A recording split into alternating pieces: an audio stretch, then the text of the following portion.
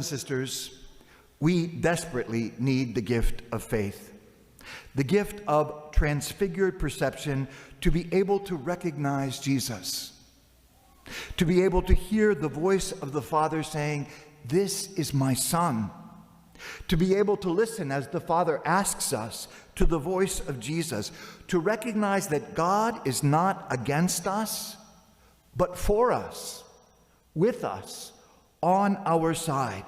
Jesus acquits us, defends us, rescues us, raises us up, pleads for us at the right hand of the Father so that our lives will be filled with all that is truly good. We also need the gift of faith, of transfigured perception, to recognize the mystery of faith, the sacrament of faith, God's greatest gift and the church's greatest treasure, the living presence of Jesus in the most holy Eucharist, hidden under the appearances of bread and wine.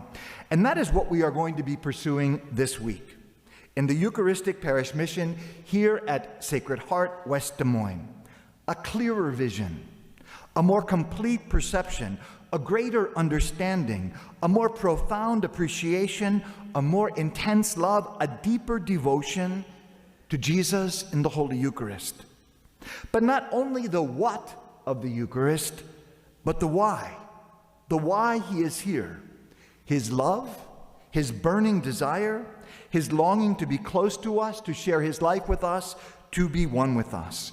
And so each evening, Monday, Tuesday, and Wednesday of this week at 6:30 p.m., we will be having solemn exposition and adoration of the Eucharist, and then there will be a talk.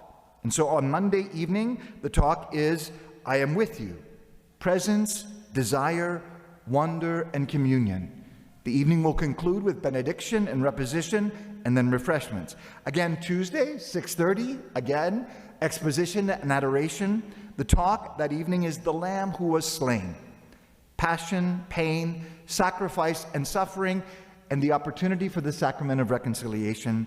And then finally, Wednesday, again, 6:30, again, adoration, exposition. The talk is "Food for the Journey." Promise, prophecy, hope, and heaven.